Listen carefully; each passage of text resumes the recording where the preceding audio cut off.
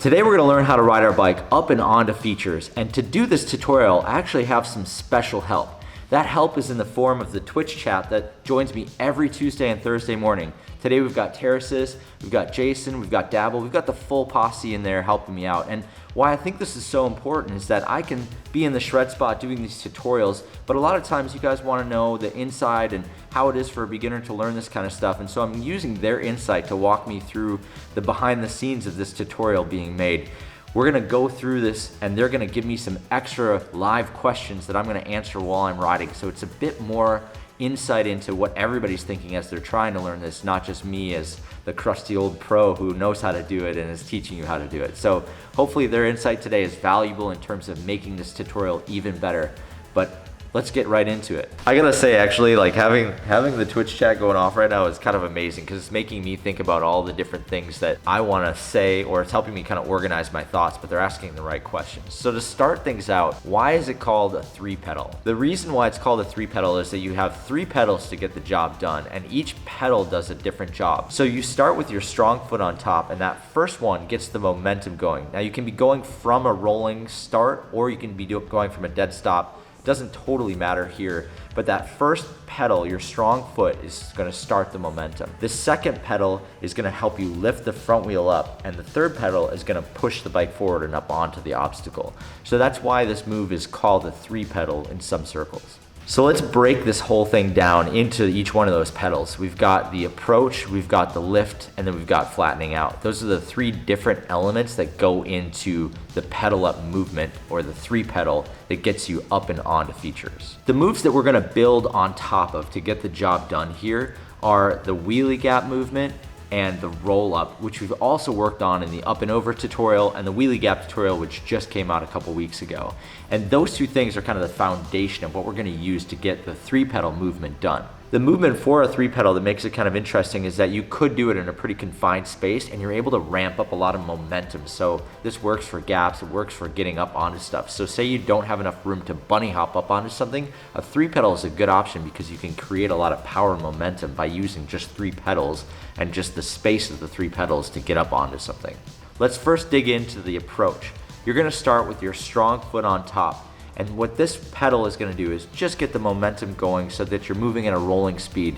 Not a whole lot going here. Like I said, you could start from a really slow rolling pace, or you could start from a dead stop if you want to. The second pedal in this process is what determines the height, because as you put that opposite foot down, you're lifting the front wheel up. The more comfortable you are lifting that front wheel up, the higher you can lift it and the higher you can ride up onto stuff. The third pedal is what brings it all home. The first pedal, you created some momentum. The second pedal, you created the height. And the third pedal pulls it all together. You're pushing the bike out in front of you, up onto the obstacle, and letting it roll. So one of the questions we're talking about in the Twitch chat right now is when to use brakes in this whole process. And the answer is not to use brakes at all, even when you land on the feature, and specifically when you land on the feature.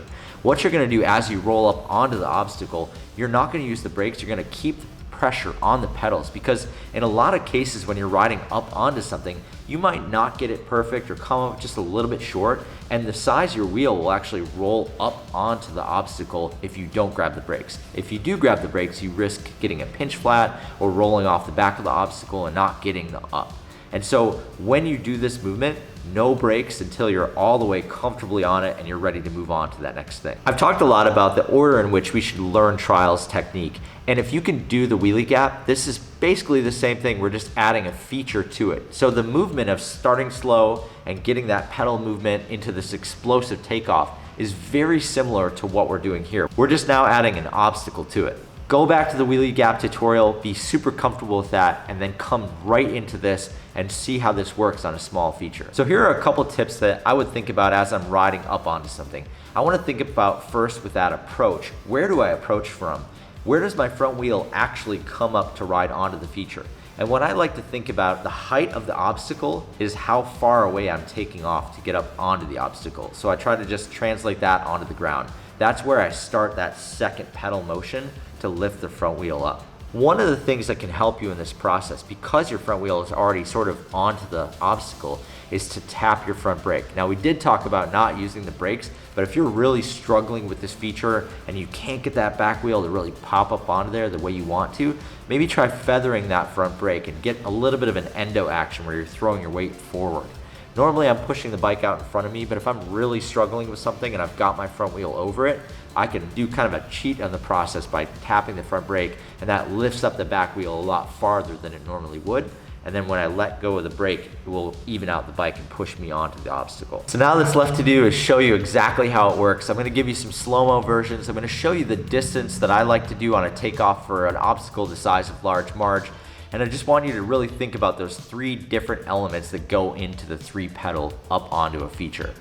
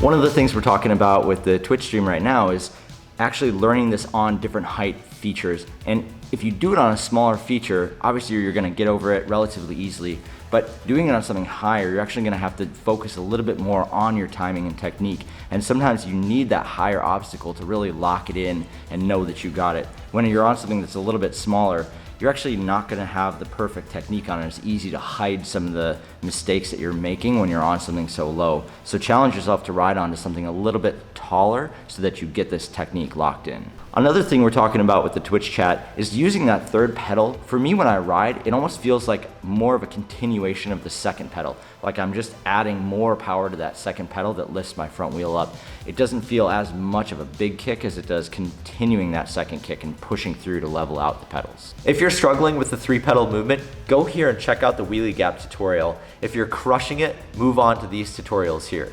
A massive shout out to the crew on Twitch that joined me for filming this tutorial. Their insight was really helpful in making sure that we absolutely nailed this one. Definitely come join us on Tuesdays and Thursdays. The live streams on here are all time, and maybe you'll see another behind the scenes of making one of these tutorials. Thanks again for watching.